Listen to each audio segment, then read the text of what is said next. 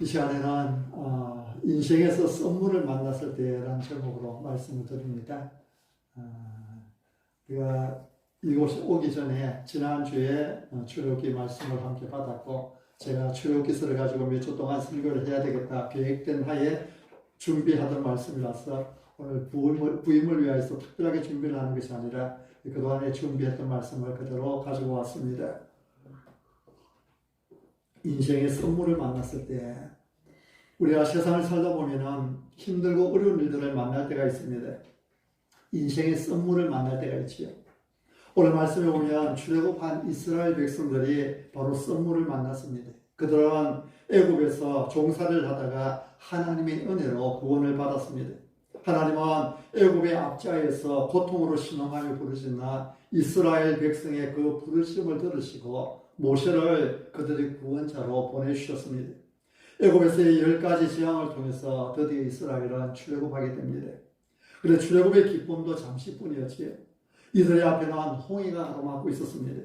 뒤에는 애굽 군대가 추격해옵니다. 이런 현실 앞에서 이스라엘은 심히 두려워하였습니다. 그들은 다시 하나님께 부르짖었습니다. 그리고 모세를 향하여서 소리 지르기 시작합니다. 애굽에 매장지가 없어서 우리를 이 광야로 이끌어내어 죽게 하느냐. 하지만 하나님은 너희는 두려워하지 말라고 말씀하시죠. 여호와께서 너희를 위하여 싸우시리니 너희는 가만히 있을지니라 말씀하셨습니다. 하나님께서 구원해 주시겠다는 것입니다. 하나님은 추격해오는 애국 군대를 막으시고 홍해 바다를 갈라지게 하심으로 이스라엘을 구원해 주셨습니다. 하나님은 다시 한번 하나님의 놀라운 은혜를, 놀라운 능력을 보여주신 것입니다. 이렇게 구원받은 이스라엘 백성들은 가나안 땅에 이르기 전에 먼저 광야를 통과해야 했습니다. 하나님의 은혜로 홍해를 건넌 이스라엘은 수르 광야로 들어가서 사흘 길을 걸었습니다. 그런데 이렇게 사흘이나 걸어갔지만 물을 얻지 못하였습니다. 22절 말씀입니다. 모세가 홍해에서 이스라엘 인도함에 그들이 나와서 수르 광야로 들어가서 거기서 사흘 길을 걸었으나 물을 얻지 못하고. 이런 홍해가 갈라진 것은 기적 중의 기적입니다. 근데 하나님은 이렇게 기적을 체험한 백성들을 젖과 꿀이 흐르는 땅이 아니라, 약속의 그 땅이 아니라 광야로 데리고 가셨습니다. 여기에 중요한 의미가 있지요. 광야는 목적지가 아니라 과정입니다. 이들의 목적지는 젖과 꿀이 흐르는 땅 가나안이었습니다. 근데 가나안으로 가기 위해서는 반드시 통과해야 할 곳이 바로 광야였습니다. 우리가 지금 살고 있는 이 세상은 우리의 영원한 목적지가 아닙니다. 세상은 잠깐 스쳐가는 하나의 과정이요 정거장입니다. 우리의 영원한 목적지는 저 하늘 저 천국이지요.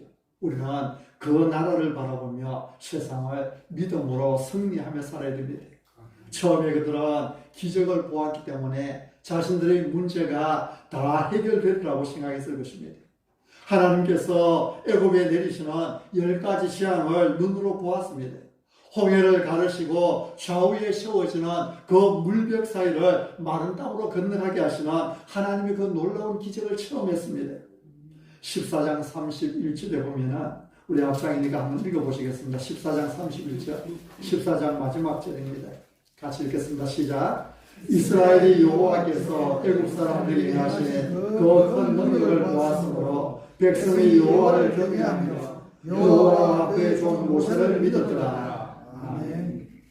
하나님의 크신 능력을 보고 그들은 하나님을 경외했습니다. 하나님을 믿었습니다. 하나님을 향한 경외와 믿음은 함께 가지요. 하나님을 경외하고 하나님을 믿었습니다. 또 하나님께서 보내신 모세를 믿었습니다. 그들은 수르 광야로 들어가서도 걱정하지 않았을 것입니다. 홍해를 갈라지게 하신 그 하나님께서 마실 물도 주실 줄로 믿었을 것입니다. 그런데 물이 공급되지 않았습니다. 하루가 가고 이틀이 가도 마실 물이 없습니다. 그들은 마음이 흔들렸습니다. 아무리 큰 기적을 보았다 할지라도 현실의 작은 어려움에 부딪힐 때에 사람은 흔들리기 마련입니다. 하루를 가도 이틀을 가도 물은 찾을 수 없고 보이는 곳이라고는 모래 사막뿐입니다. 그래도 그들은 기대했을 것입니다. 어딘가에 물이 있을 것이다. 하나님께서 우리를 목말라 죽게 하지는 않겠지 기대합니다. 우리에게도 이러한 경험이 많지요. 기대했는데도 아무 일이 일어나지 않습니다. 그러면 하나님께서 이러실 리가 없다고 생각합니다. 그렇습니다. 하나님은 그러실 리가 없습니다. 그들은 마라라고 하는 곳에 도착했고 거기서 드디어 샘물을 발견합니다. 그러면 그렇지 하면서 그들은 뛰어가서 물을 마십니다. 그런데 곧 그 물을 다시 뱉어낼 수밖에 없었습니다. 그 물은 쓴 물이었습니다. 써서 도저히 마실 수 없는 물이었습니다. 3일 동안 광야길을 걸으면서 물을 찾고 또 찾았는데 그러나 드디어 발견한 물이 써서 도저히 마실 수 없는 물이었습니다. 이런 이때 이스라엘 백성들이 마음이 어땠겠습니까? 아마 하나님을 향해서 굉장한 배신감을 느꼈을 것입니다. 썬 물이라는 말은 독이 된다는 말이잖아요. 아마 그 물을 막 먹고 마시고 배탈 난 사람도 있었겠지요. 병든 사람도 있었을 것입니다. 그때 그들은 속으로 하나님은 뭐 하시는 거냐고 말하기 시작했을 것입니다. 지난 3일 동안 우리가 그토록 기다리며 물을 찾아왔는데 드디어 샘물을 발견하고 뭔가 하나님을 새롭게 경험할 것 같은데 근데 그 물은 마실 수 없는 물이었습니다. 하나님을 향한 굉장한 배신감이 생기지 않겠습니까? 3일 전의 기적은 다 잊어버렸습니다. 그들은 배신감과 3일 동안 목마른 갈등 앞에서 하나님을 잊어버리고 원망하고 불평하기 시작합니다. 썸물을 만났을 때 이스라엘 백성이 보이는 반응은 원망이요 불평이었습니다. 사랑하는 성도 여러분, 인생에서 썸물을 만났을 때에 여러분이 보이는 반응은 무엇입니까? 우리는 하나님을 믿는 사람들입니다. 살아계신 하나님께서 나를 사랑하시고 살아계신 하나님께서 나와 함께 계시고 그 하나님께서 나를 돌보고 계신다는 사실을 믿는 사람이 바로 우리 아닙니까? 그런데 썸물 앞에서 그 하나님을 잊어버리지는 않습니까? 이스라엘 백성들은 하나님을 잊었습니다. 그들은 썸물 앞에서 원망하고 불평하였습니다. 하나님께 직접 원망할 수는 없었지요. 그들은 모세를 원망했습니다. 하지만 그 원망은 사실 하나님께 한 것이었습니다. 여러분 그들이 어떻게 불평을 했습니까? 23절 24절을 우리 함께 읽으시겠습니다. 23절 24절 같이 시작. 마라에 이르렀더니 그곳 물이 있어서 마시지 못하겠으므로 그 이름을 마라라 하였더라. 백성이 모세에게 원망하여 이르되 우리가 무엇을 마실까 하며 우리가 무엇을 마실까 하며 우리는 여기서 두 가지 광야의 현실을 배우게 됩니다. 첫째는 기적 다음에는 고통이 올 수 있다는 것입니다.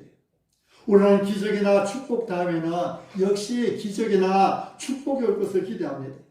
그러나 홍해의 기적이 있었지만 일시적으로 고통이 올 수도 있습니다. 고통을 겪을 때는 그 고통이 영원한 것처럼 느껴집니다. 그러나 이 아픔은 영원한 것이 아니고 잠시 지나가는 소나기입니다. 기적 뒤에는 고난도 있을 수 있습니다. 하나님은 언제나 복과 고난이라고 하는 이 두 양면을 통해서 우리를 훈련시키십니다. 철로 역정이라고 하는 그리스도인들에게는 성경담으로 많이 팔리고 읽혔다고 하는 철로 역정이라는 책을 쓴 존 번연은 이런 말을 했습니다. 적당한 때에 시련의 겨울을 겪지 않으면 우리의 육신은 걷잡을 수 없이 웃자라고 말 것이다. 우리의 육신이 아니라 우리가 정말 영의 사람 되게 하기 위해서 하나님 우리에게 시련의 겨울을 허락하신다는 것이지요. 지저분해서 유천으로 넘어오는데요. 어제 비가 와서 그런지 차창 밖으로 나무를 보는데 막 나무에 물이 올라가는 것 같아요. 마침 오늘이 입춘이더라고요. 마치 봄이 되어서 새싹을 태우기 위해서 그 물이 나뭇가지로 올라가는 것처럼 그렇게 느껴지고 그렇게 보여요. 여러분 겨울이 없는 나라들에는 나무가 열매를 맺지 못하는 그런 나무들이 있다고 합니다. 겨울의 시련을 통해서 나무도 바르게 자라게 되는 것입니다. 복만 계속 주시면 우리가 교만해지기 쉽습니다. 그래서 고난을 통해 우리를 겸손하게 하시는 것입니다. 이렇게 해서 복은 내가 만드는 것이 아니라 하나님께서 주시는 것이다 깨닫게 하시는 것이죠. 두 번째로 우리가 배울 수 있는 것은 사람은 어려움을 겪을 때에 감사와 찬송보다는 원망과 불평을 더 잘한다는 것입니다. 하나님은 범사에 감사라고 말씀하시죠. 그런데 우리는 감사보다는 불평에 더 빠르더라는 것입니다. 사랑하는 성도 여러분, 원망과 불평을 내려놓으십시오. 사람들은 무슨 일이든지 깊이 생각해보거나 기다려보거나 다시 한 번 더 검증해보고 말하지 않고 그저 느끼는 대로 생각나는 대로 그냥 불쑥불쑥 말하기 쉽습니다. 우선 목마르니까 불평합니다. 우선 입에 쓰니까 원망합니다. 그래 여러분, 고통은 위장하여 찾아오는 축복이라는 사실을 기억하시기 바랍니다. 고통은 축복을 위해서 예비된 것입니다. 밤이 깊다는 말은 새벽에 가까웠다는 말이죠. 고난이 깊다는 말은 축복이 가까이 왔다는 것입니다. 이 광야 생활을 인내하고 고통을 기쁘게 받아들이면 상상할 수 없는 하나님의 복의 물줄기들이 우리에게 쏟아질 줄로 믿습니다. 아멘. 저는 여러분들 중에 복을 앞에 두고 뒤돌아서는 분이 없기를 바랍니다. 낙심하지 말고 지치지 말고 끝까지 하나님을 붙들고 하나님을 찬양하며 나아가는 여러분 되시기 바랍니다. 아멘. 이런 바울과 실라를 기억하실 것입니다. 빌립보성에 처음으로 들어가서 전도할 때 그들은 옥에 갇히는 일이 있었습니다. 사람들은 바울과 실라를 잡아다가 옷을 찢어 벗기고 매로 많이 쳤습니다. 그리고는 옥에 가두고 간수에게 명하여 든든히 지키라 했습니다. 간수는 바울과 실라를 깊은 옥에 가두고 그 두 발을 착고에 든든히 채웠습니다. 그럼 바울과 실라가 그 밤에 얼마나 고통스러웠겠습니까? 사람들은 바울과 실라의 옷을 찢어 벗기고 매로 쳤습니다. 맨살을 그대로 때렸다는 것이죠. 많이 맞은 후에는 두 발을 착고에 든든히 채웠습니다. 꼼짝도 할 수 없게 만들었습니다. 그리고는 깊은 옥에다 가두었습니다. 바울과 실라가 한밤중에 일어났을 때에 그들은 온몸이 욱신거렸을 것입니다. 낮에 심하게 맞으면 밤이 되면 더 고통스럽잖아요. 그러나 한밤중에 바울과 실라는 얼마나 아프고 썰하르고 괴로웠겠습니까? 근데 바울과 실라는 한밤중에 일어나서 기도했습니다. 하나님을 찬송했습니다. 그들은 하나님을 원망하지 않았습니다. 하나님을 위해 일하다가 매를 맞고 갇힌 신세가 되었는데도 그들은 밤중에 일어나서 기도하고 하나님을 찬송했습니다. 여러분, 바울과 실라가 이렇게 기도하고 하나님을 찬송할 때에 놀라운 일이 일어났지요.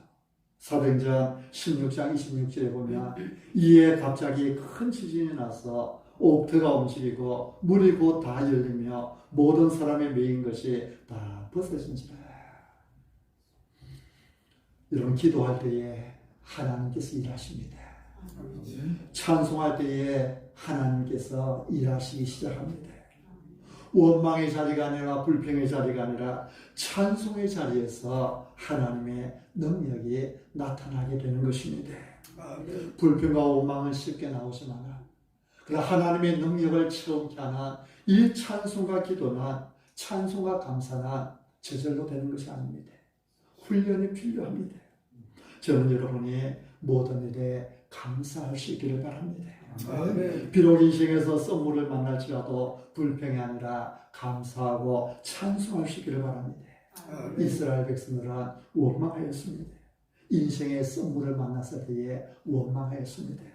그런데 여러분, 사람들이 이렇게 원망하고 불평할 때에 하나님의 사람 모세는 어떻게 하였습니까? 우리 25절을 한 번 더 읽어보실까요?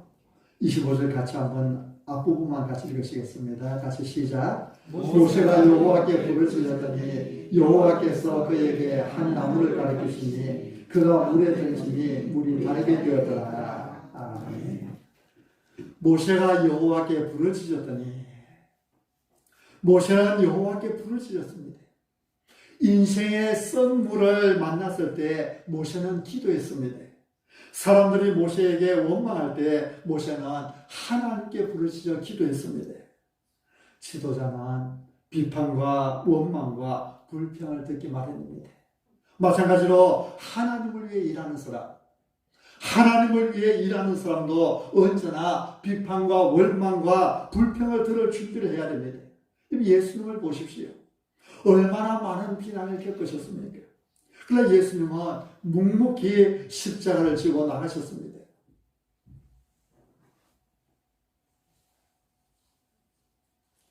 혹시 여러분이 다른 사람으로부터 비난과 원망과 불평을 들을 때에 두려워하지 마십시오. 내가 뭔가를 잘못해서 듣는 원망과 비난은 두려워해야 됩니다. 나 때문에 거룩하신 하나님의 이름이 모독을 받는 일에 대해서는 우리는 두려워해야 됩니다. 그러나 하나님을 위해 헌신하며 하나님을 위해 듣는 그 원망과 비난에 대해서는 두려워하지 마십시오. 모세는 원망을 들을 때에 25절을 보면 여호와 앞에 나가 부르짖었습니다. 엉뚱한 소리를 들으면 화가 나지요. 그렇지 않다는 것을 증명하고 논쟁해서라도 따지고 싶어하는 것이 사람의 본능입니다. 그래서 말싸움이 나면 누군가 한 사람이 한마디만 더라고 참으면 쉽게 끝날 것인데 그 한마디를 참지 못해서 끝까지 가고 극단까지 가는 아주 나중에는 심각한 상황까지 가게 되는 것 아닙니까? 이것은 사회생활뿐만 아니라 가정에서 부부와의 사이도 마찬가지입니다. 부부와 사이에 다툼이 있을 때에, 부모와 자식 간에 다툼이 있을 때에 한쪽 편이 한마디만 더라고 참으면 됩니다. 내 속이 억울하고 썩어 문드러지는 것 같아도 그 한순간 한마디만 참으면 거기서 스톱될 것인데 그 한마디를 참지 못하고 서로가 자기 할 말 다 하다 보니까 극단적인 상황까지 나아가게 되는 것입니다. 그러나 모세는 그렇게 하지 않았습니다. 그런 백성들 앞에서 따지지 않았습니다. 백성들과 논쟁하지도 않았습니다. 대신에 모세는 하나님 앞에 나가 엎드렸습니다. 하나님께 부르짖었습니다. 하나님께 기도했습니다. 사실 모세는 처음부터 그런 사람은 아니었지요. 40살 때 모세의 모습을 보면 그는 혈기 충만한 사람이었습니다. 여러분, 혈기 부린다는 말하고 동기가 나쁘다는 말은 서로 같지 않습니다. 모세는 자기 동족이 애굽 사람에게 구박을 받고 매를 맞는 것을 보고 참을 수가 없었습니다. 그런 민족을 사랑했습니다. 모세는 자기 동족을 구박하는 애굽 사람을 죽이기까지 합니다. 그런데 그 후에 자기 동족끼리 싸우는 것을 본 모세는 싸우지 말라고 간섭을 했다가 동족들로부터 공격을 받게 되죠. 혈기로는 그 민족을 구원하지 못했다는 말입니다. 아무리 좋은 동기를 가지고 있어도 혈기는 하나님의 뜻을 이루지 못합니다. 야고보서 1장 20절에 사람이 성내는 것은 하나님의 의를 이루지 못함이라 이렇게 말씀합니다. 여러분, 혈기는 하나님의 의를 이루지 못하지만 기도는 하나님의 의를 이룹니다.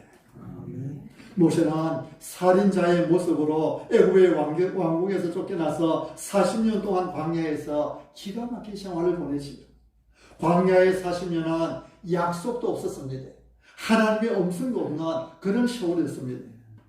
여러분, 사람에게 제일 비참한 것은 미래가 없다는 것입니다.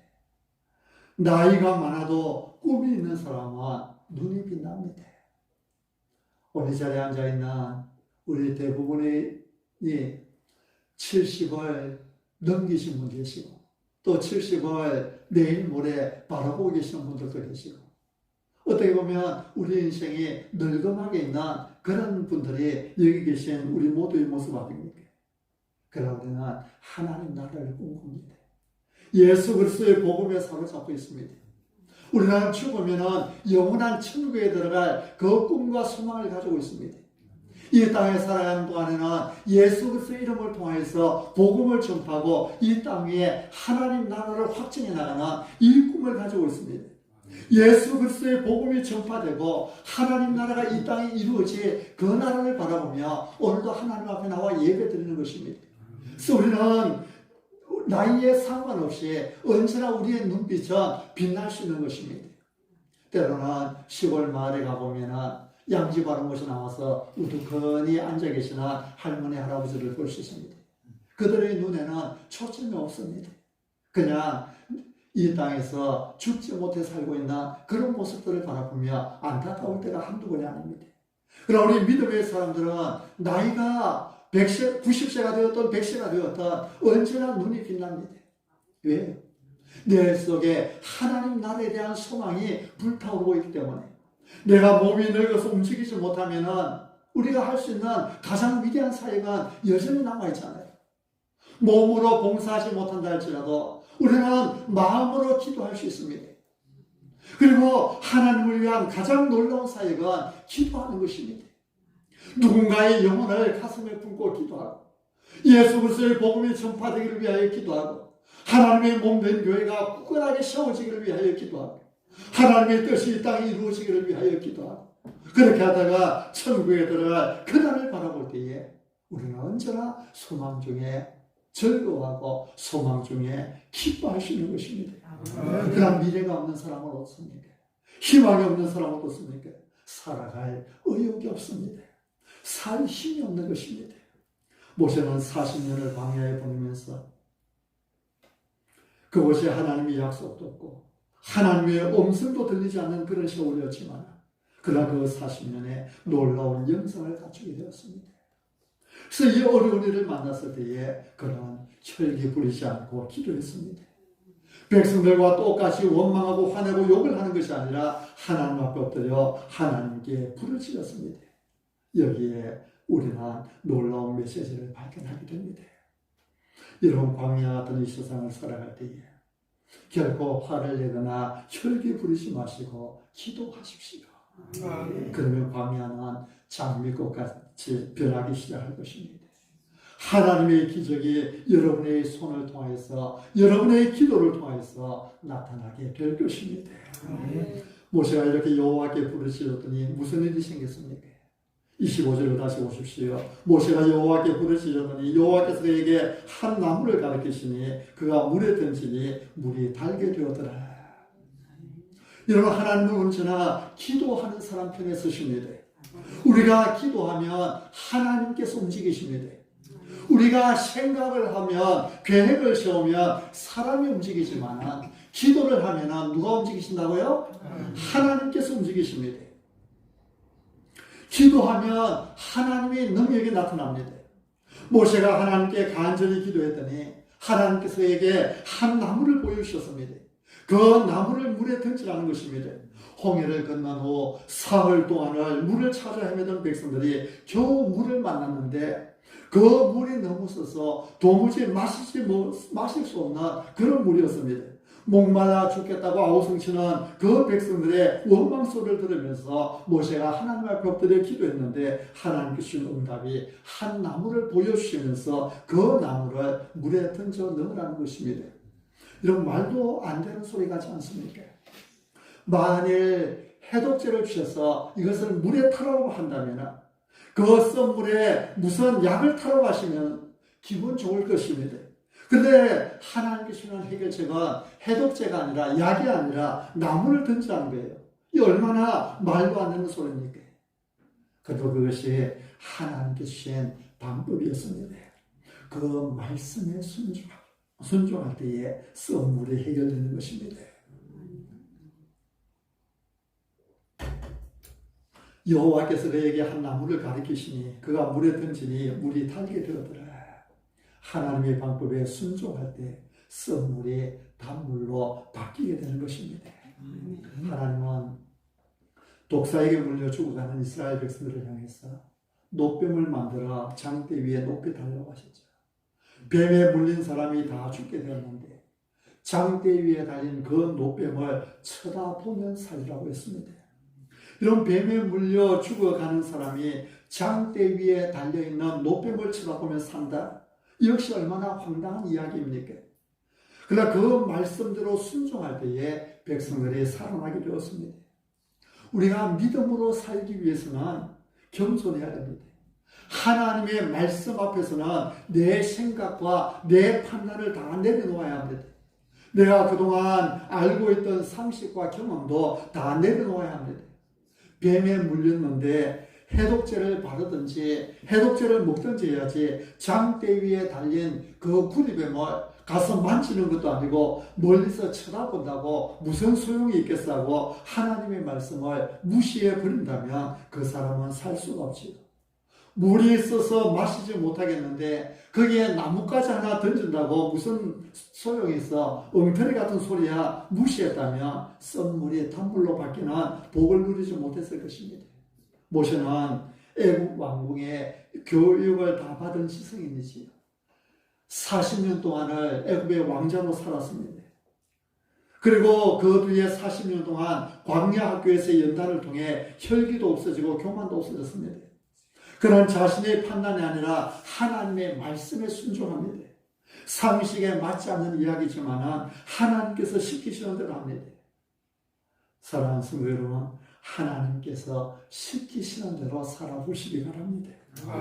내 생각에는 안 될 것 같아도, 그렇게 하다가는 다 망할 것 같아도, 그래도 눈치일 것 같고, 망할지라도 주님 뜻대로 살아보겠습니다. 하나님의 방법대로 순종해 보십시오. 주께서 하신 말씀이 반드시 이루시라고 믿은 그 여자에게 복이 있도다. 하나님의 말씀에 순종해 보십시오. 썬물이 단물이 될 것입니다. 광야는 축복이 될 것입니다.